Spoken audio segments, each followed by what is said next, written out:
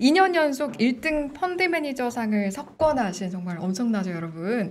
저희가 금융시장에서 성적이 가장 좋은 펀드 매니저이신 DS 자산운용의 이한영 본부장님 모셔봤습니다. 어서 오세요. 네, 안녕하세요. 반갑습니다. 근데 진짜 대단하시네요. 어떻게 2년 연속 이런 좋은 성적을 거두셨어요?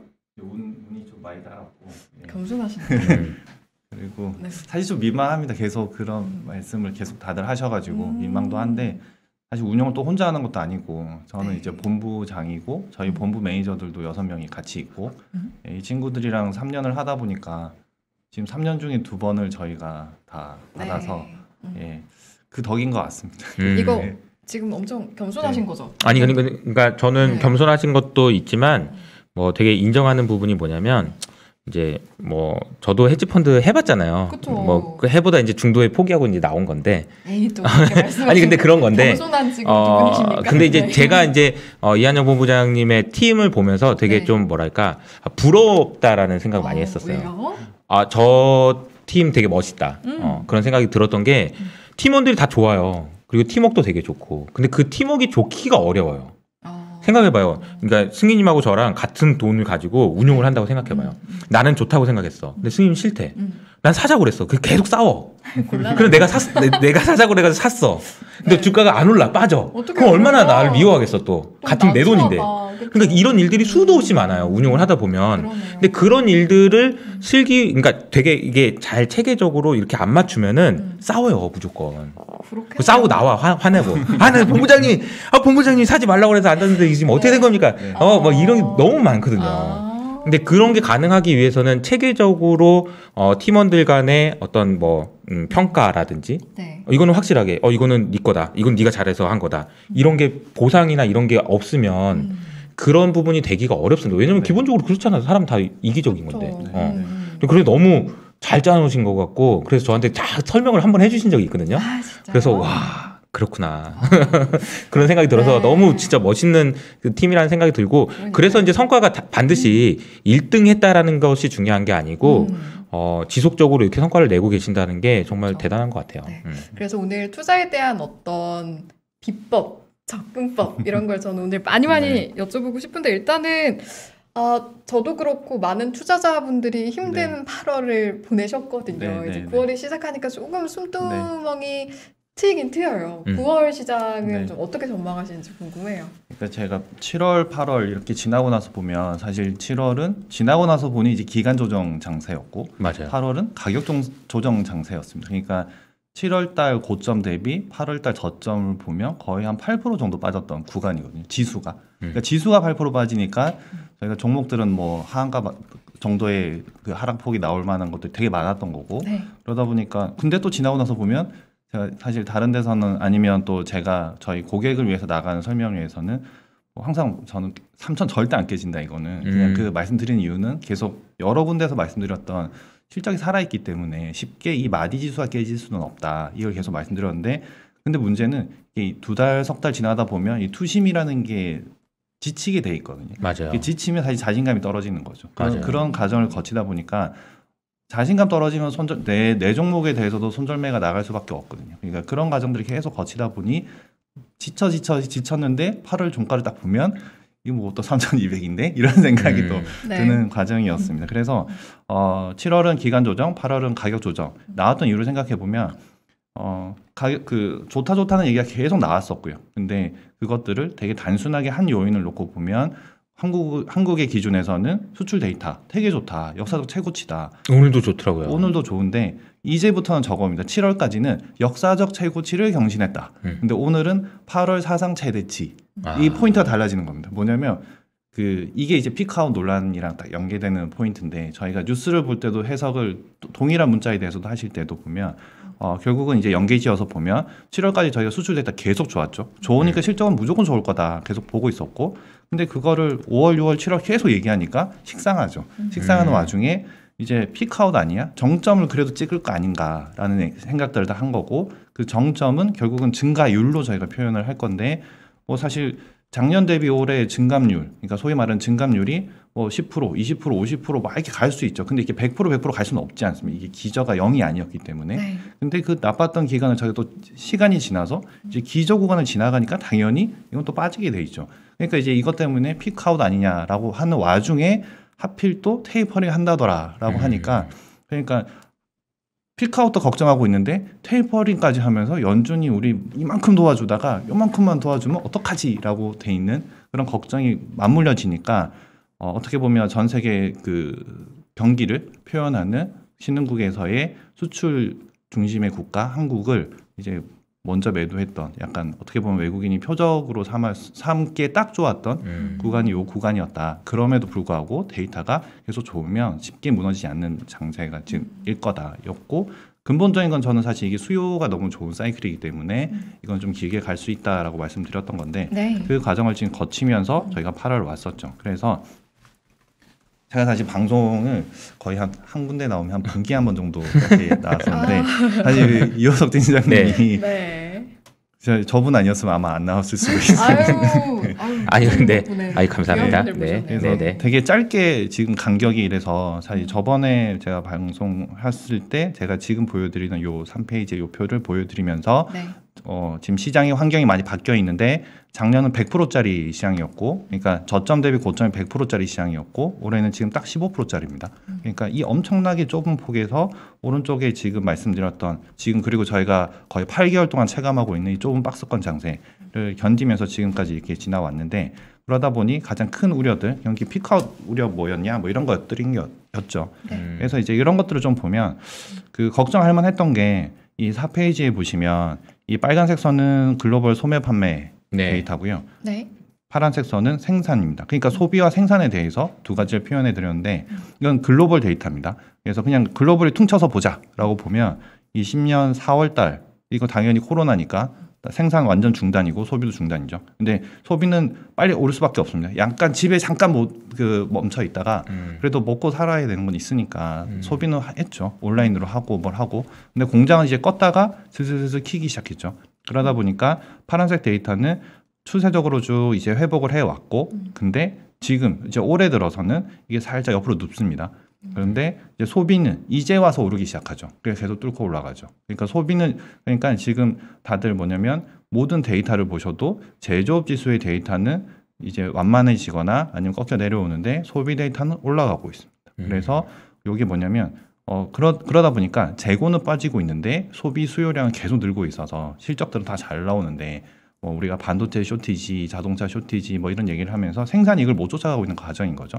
그러다 보니까 생산이익을 못 쫓아가면 결국은 기업의 아니면 수출의 데이터들은 피크아웃 할 수밖에 없는데 전방이 지금 살아있는 수요 데이터는 살아가고 있다. 이유는 딱 저게 벌어지는 시점부터 백신이 확산된 겁니다. 그래서 이걸 또 국가별로 보면 이 5페이지가 이제 국가별로 이제 대륙별로 쪼개죠 사실은. 왼쪽은 물건이 없어서 못 팔겠네요 저러니까. 그죠? 지금 계속 그런 상황인 그러니까. 거죠. 예. 그래서 저희도 뭐 탐방 많이 가서 저희가 확인해 보면 실제 뭐 적정 재고 4주, 5주 이렇게 가져갈 때 요새 뭐 1, 2주 막 이래 버리니까 실적이 잘 나올 수밖에 없고 그다음에 이익률도 같이 잘 나오는 게 물건이 딸리니까 가격 전가해 버려 갖고 영업이익률 같이 올라가고 배짱 부리는 거지. 네, 요새 그런 상황들이 나도 물건 없어. 네, 뭐 이런 거죠. 계속 그렇게 되고 있는데 요 표에서 오른쪽 거 중국과 한국 걸 보시면 이게 좀 밋밋하게 보입니다. 이게 그 글로벌 대표 제조 국가임고 그다음에 코로나 시절에 저희가 뭐 한국도 보면 정말 K 방역 빨리 잘해서 우리는 정상 가동한다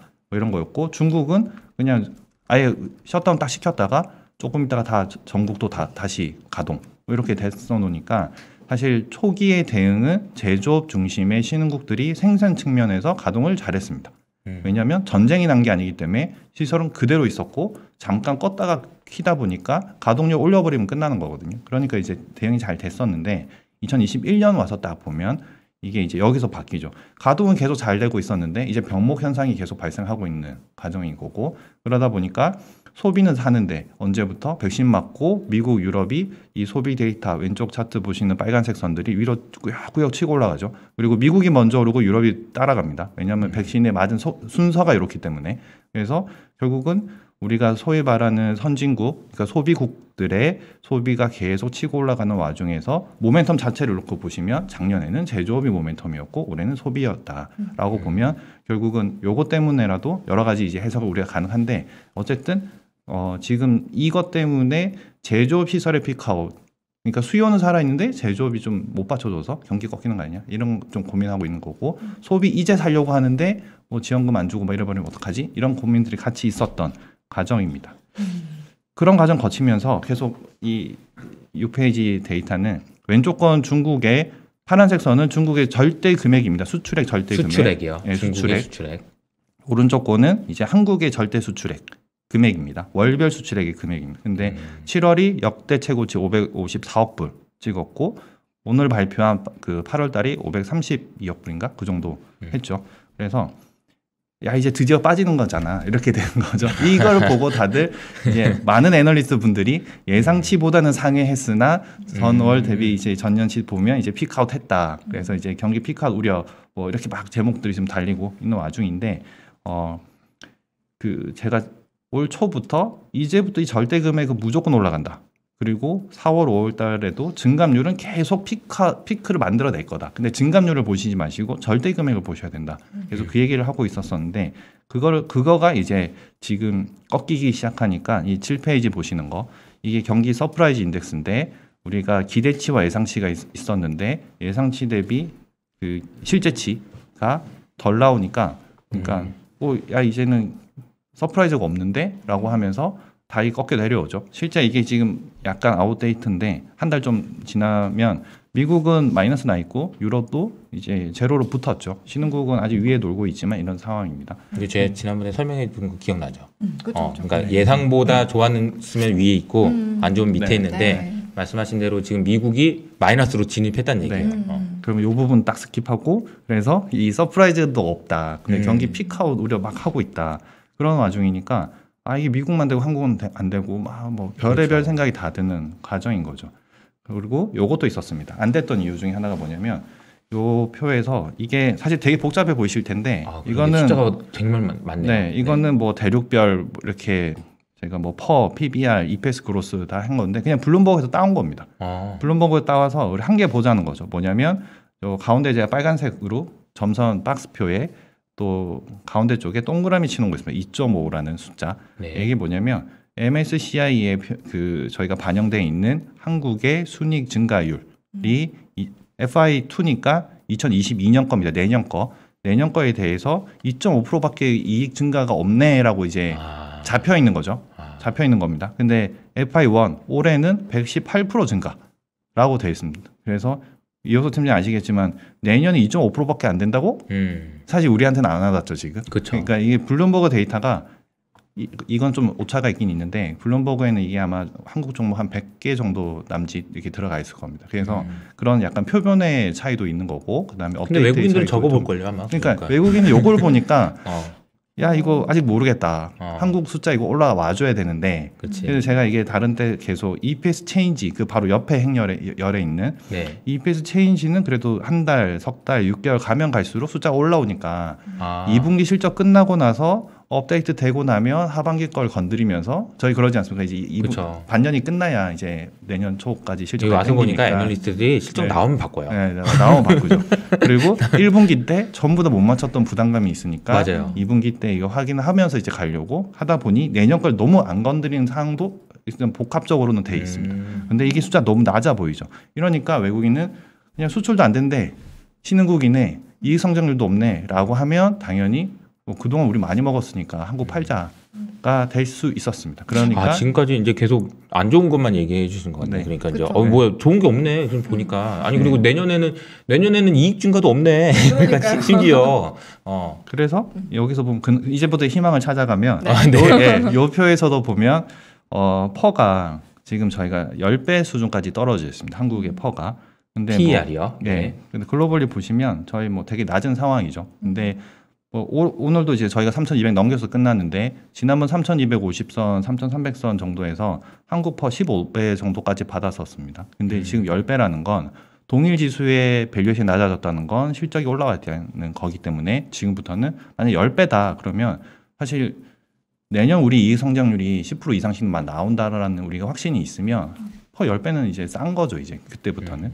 그러니까 마디 지수에서 매수가 들어올 수 있는 가능성이 여기서 생긴다인 거고, 그다음에 이런 것들이 바뀌면 그동안 한국을 매도했던 외국인들의 매도세는 방향이 바뀔 수 있다. 그러니까 소위 말하는 되돌림이 나올 수 있다라고 이제 판단을 하는 겁니다. 그게 사실 제발 좀 나왔으면 좋겠다, 그죠? 그렇죠. 네. 진짜 맨날 우리 얘기할 때마다 네. 매주 외국인이 또 이렇게 많이 팔았어요. 맨날 이랬거든요. 아유, 그만 좀 팔아 좀. 그러니까요. 아유. 그러니까요. 그래서 그 되돌림이 나오면 될 것 같은데 사실 어제 오늘은 약간 분위기 좀 바뀌어서 외국인이 이제 좀 바뀌는 분위기인데 맞아요.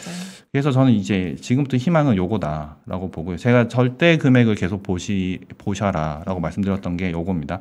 과거에도 경기 피크아웃은 있었습니다. 지금 포함하면 2000년도에 들어서 벌써 네 번째 지금 맞이하고 있고요. 요 9페이지 왼쪽 차트 파란색 선이 일평균 수출 증가율입니다. 예, 다만 큰 이제 선박은 제외시켰고 그래서 보면 2004년도, 그다음에 2010년도, 그다음에 2017년, 그다음에 지금이 피크아웃 찍고 빠졌었습니다. 빠졌는데 빨간색 선 코스피 지수입니다. 빠졌는데 4년, 10년은 지수는 계속 올랐고요. 2017년도는 같이 빠졌었습니다. 그러네요. 근데 지금은 이제 여기서 이제 방향성 나오겠죠. 그네. 이것만 우리가 해석이 되면. 네. 근데 2004년은 그리고 오른쪽 거 보시면 피크아웃이 나왔던 그 시점을 제가 M0로 잡고 차트를 그렸습니다. 그러면 요 오른쪽 거 M0로 놓고 봤을 때 그 이후에 일평균 수출 금액 추이 보시면 17년도를 제외하면 나머지는 다 계속 일평균 수출 금액 추이는 플러스 영역에서 우상향하고 있습니다. 이거 따라서 정확하게 주가도 똑같이 갔습니다. 이러니까 사실 우리가 주가는 실적의 함수다라는 얘기를 하고 한국은 특히나 수출 국가니까 수출 잘 되면 실적 잘 나온다. 이 메커니즘이 딱 작동하는 거죠. 그래서 여러분 잠깐만 제가 이제 좀 끼어들면 물 한 잔 하셔도 좋고 여러분이 이 지금 보여주고 있는 이 그 화면 있잖아요. 요거는 캡처를 하세요. 너무 중요한 차트인 것 같아. 정말 아니 왜냐면 지금 보면 설명을 너무 잘해주신 게 지금 이제 과거 세 차례랑 비교를 하신 거예요. 저 일별 수출 증가율이라는 저 지표는 골드만삭스도 굉장히 중요하게 생각해서 많이 보는 지표거든요. 네.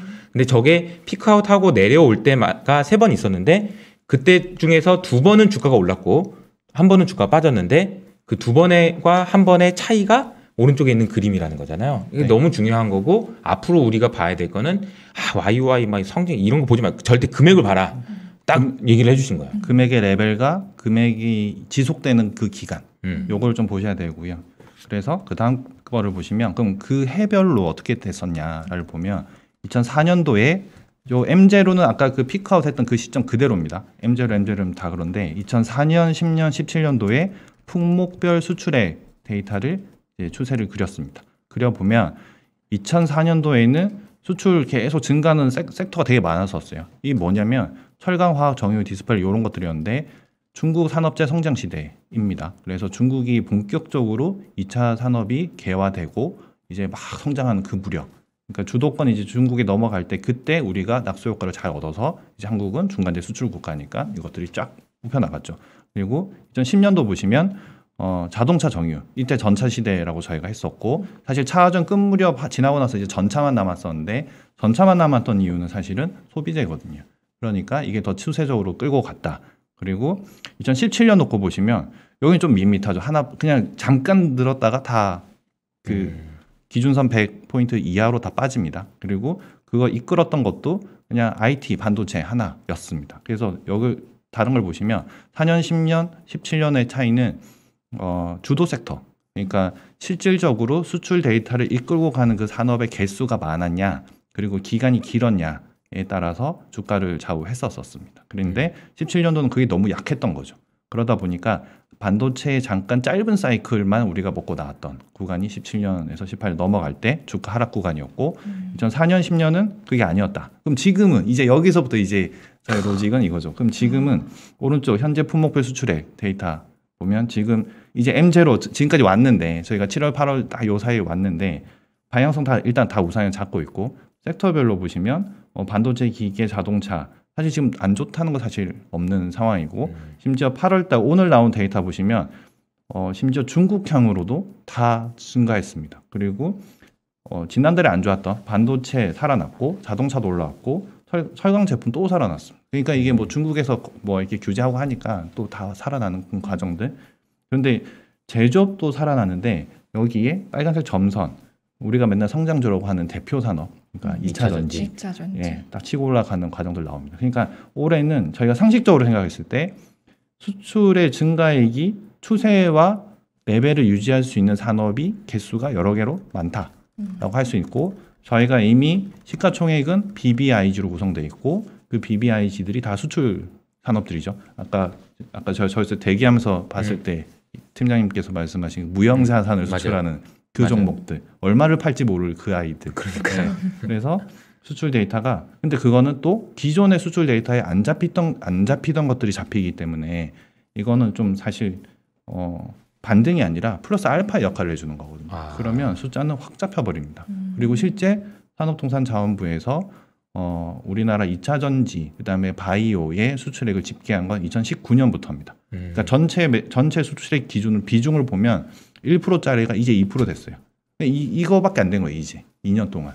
그러면 우리는 상식적으로 2차 전지랑 뭐 바이오랑 뭐 BBIG 산업들이 수출이 여기서 끝날까 생각해 보면 이건 아직 아니죠. 이제 막 개화기니까. 그럼 이 방향성은 확실히 좋을 수 있다라고 보면, 그래서 저는 이게 지금 수출 데이터가 피크아웃 했다 하나만으로 경기 끝났다 아니면 실적도 끝났다 그래서 시장이 끝났다라고 말하면 지금 이유는 아무것도 없다라고 가정하면 그건 끝난 거죠. 그럼 다 쇼치고 이제 저희 해지 들어가야 되는데 그쵸. 그게 아니고 상식적으로 아직 남았네라고 되면 이건 방향성은 분명히 우상향이다.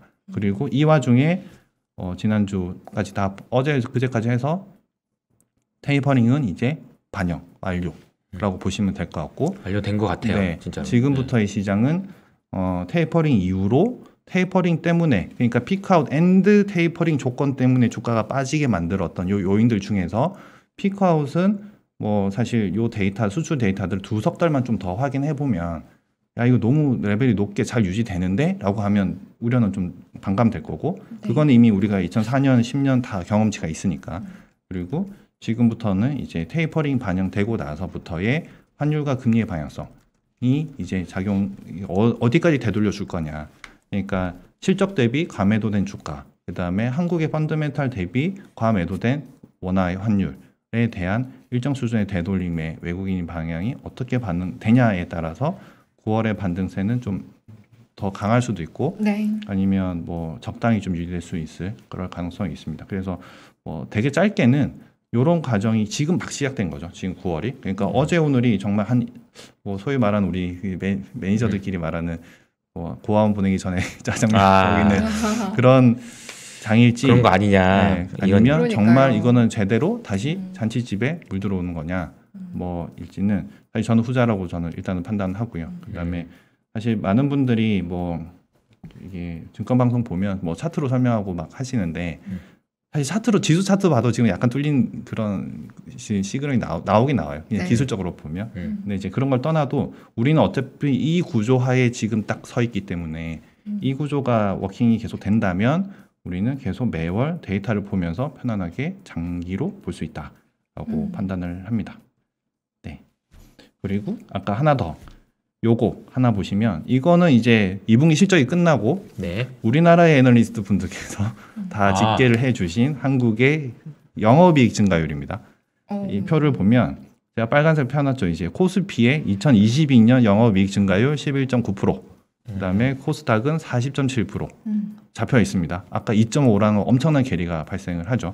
그다음에 미국이랑 비교해 보셔도 미국 S&P 500의 순이익 증가율 이게 2022년 9% 정도 잡혀 있고, 나스닥은 20%, 이제 팡 주식들 통합으로 보면 13% 정도 잡혀 있습니다. 비교했을 때 특별히 혐세가 없습니다. 그러니까 작년 강세장에서도 글로벌 1, 2등 했던 지수는 한국이었어. 근데 올해는 저희가 엄청 두드려 맞았다 치더라도 오늘 종가 기준으로 저희가 뭐 코스피 한 12%, 11%, 12% 사이죠. 그다음에 코스닥이 한 8% 정도. 딴 데 비교했을 때 우리 하위권은 절대 아니거든요. 그럼요. 사실 중상에서 놀고 있거든요. 근데 우리가 작년에 워낙 100% 시장에서 화끈하게 그 수익이 나다 보니까 뭐 사실 지금 개인 투자가 분들께서는 네. 뭐 사실 이 시장에 입성하신 지 한 1, 2년 정도이니까 그냥 그런 체감적인 게 좀 컸던 그쵸. 것도 있는 것 같아요. 맞아요. 네. 사람 마음이 그죠? 그렇죠. 네. 그래서 편하게 벌릴 때는 좋았지. 네. 그때만 겪다가 사실 올해는 않았죠. 정말 내 뜻대로 안 되는 장, 내 맘 같지 안 되는 장. 네. 저희 매니저들도 뭐 사실 엄청 힘든 장이죠 지금. 근데 여기서도 보시면 이 12페이지의 맨 밑에 BBIG 섹터만 이익 성장률 따로 붙여드렸습니다. 근데 특이점은 외국인은 이 섹터는 계속 사고 있었다. 그러니까 맨 오른쪽에 외국인 누적 순매수 보시면 뭐 한 달치 YTD 보셔도 배터리 바이오 뭐 다 플러스이죠. 특히 배터리 중심으로 많이 샀는데 근데 이제 여기는 왜냐하면 수주라는 모멘텀과 실적이라는 펀더멘탈이 확인되면서 갈 수 있는 쪽이고 나머지는 약간의 모멘텀이 좀 더 개별 종목 중심으로 움직이니까 그 차이는 좀 있을 수 있습니다. 그리고 포함된 종목들의 사이즈가 좀 다를 수 있고 네. 근데 저는 일부러 여기서는 LG화학과 SK이노는 제외시켰습니다. 이거는 분할할 수도 있고 하니까 말들이 네. 많아서 제외시켰음에도 이 정도 들어온다는 건 그냥 성장 산업은 된다. 그래서 제가 항상 그냥 지수가 안 되더라도 종목은 되고 아무리 안 되는 시장에서도 시대 1등주 잘 찾으면 그냥 그 대장주 가지고 저희는 플레이를 해서 수익을 내면 되고 그런 종목 10개만 있으면 평생 수익 낼 수 있다. 그냥 그렇게 말씀을 드립니다. 그래서 아까 서두에 질문하신 뭐 8월장 어땠고 9월장 어땠다라고 하면 지금 요 설명드린 걸로 두 가지 되돌림 요인이 우리는 확인되고 있으니까 사실 정해놓은 가격대, 그러니까 종목으로 치면 정해놓은 어떻게 보면 밴드 하단에서의 가격대, 그다음에 지수로 치면 뭐 마디 지수 뭐 3,000, 3,100 이럴 때는 무너지는 순간에는 지금 장은 이거는 빠지면 사는 장이지 빠질 때 절대 손절 치는 장은 아니거든요. 물론 이제 내게 맞다면. 네. 네. 근데 미국은 빠지면 살려고 그러는데 너무 안 빠져요. 미국? 빠지는 날이 올까요? 가까운 그럼요. 시기에? 그럼요. 빠질 수 있죠. 시기에 기다려요? 언제든지. 그러니까 미국은 보면 사실 숫자를 좀 편하게 잘 반영해주는 시장 같아요. 네, 그래서 펀더멘탈이 맞다 치면 좀 장기 시계로 쭉 이렇게 갈 수 있는 거. 근데 저희는 뭐 장기 시계를 보면 너무 좋을 것 같은데 어떨 때는 뭐 똑같이 뭐 2차 전지 내에서도 어떨 때는 셀 모듈이 된다더라. 어떨 때는 좀 소재가 된다더라. 계속 패러다임 이 주도권을 가지고 계속 고민하잖아요. 그냥 되는 산업인데. 네. 일로 갔다 절로 갔다. 네, 그래서 난이도는 사실 한국이 더 높죠. 높아요. 아니 그러니까 제가 생각에는 네. 한국에 있는 매니저분들이 미국 가잖아요. 그럼 다 잘할 수 있어요. 그래요? 영어만 되면. 되게 진짜 영어도 한국에 있는 분들 잘하실 것 같은데? 한국에 있는 매니저분들이 진짜 다 훌륭하신 분들 많아요. 정말로. 네. 근데 지금 한국 시장 자체가 난이도가 높아요. 제가 보기엔 객관적으로 봐도. 근데 이제 여기서 제가 질문을 네. 하나만 드리면 약간 저도 이제 좀 궁금했던 부분이기도 한데 아마 이제 답을 해주실 수 있을지 모르겠지만 아까 블룸버그에서는 우리가 2.3%인데 우리나라 애널리스트가 추정하는 거는 이제 높다. 그걸 과연 외국인들이 믿어줄까? 블룸버그를 믿을까? 이걸 믿을까? 그러니까 결국에는 이제 둘 중에 하나 틀리다는 얘기잖아요. 그러니까 이게 시간이 필요할 수밖에 없는 게 네. 외국인은 우리나라 퀀터와이즈 안 보죠. 안 보지. 블룸버그 하죠. 안 보지. 네. 아니 니들 맨날 틀리던데 네. 막 이런단 말이에요. 네. 그래서 항상 값어치를 보면 그 아까 왜 픽아웃 했어도 이게 좋았던 그런 모든 국면에서 결국은 레깅 구간이 필요하거든요. 외국인이 한국의 숫자를 믿어주는 그 기간. 네. 그래서 그런 거는 근데 결국은 지나고 났을 때는 동행은 항상 했었습니다. 네. 그래서 그거가 트리거가 사실 필요하긴 하죠. 근데 그 트리거가 정말 뭐 지금 매크로 단에서 테이퍼링 종료, 그러니까 반영 끝, 요걸로 이제 바로 반영을 해주면서 한국 원화 너무 싸졌는데 이제 원화도 먹을 수 있고 한국 주식 너무 싸졌으니까 싼 맛에, 그러니까 원화도 먹고 지수도 먹으면 뭐 사실 두 가지 다 먹을 수 있는 거잖아요. 그래서 이제 들어오는 게 투심을 확 살려줄 건지 그런 이제 확인 과정을 좀 필요할 것 같습니다. 그럼에도 외국인이 안 샀었지만 아까 BBIG 사는 것 보면 그래도 살 것들은 사고 있다. 그러니까 액티브 되면 언제든지 할 수 있다. 네, 그렇게 보면 될 것 그러니까 저 같아요. BBIG라는 섹터 자체가 옛날에는 없던 섹터예요. 거의 그렇죠. 미미했었고 그리고 이익에서 차지하는 비중도 크지만 시총에서 차지하는 비중도 과거에 비해서 정말 많이 커졌어요. 네. 그래서 좋네요. 네. 네. 앞으로 다가올 장을 저희가 전망하는 데 있어서 우리나라도 그렇고 지금은 이제 전 세계적으로 코로나19를 빼놓고 이야기할 수가 없잖아요. 네. 거기에 따른 어떤 전망도 준비하신 게 있을까요?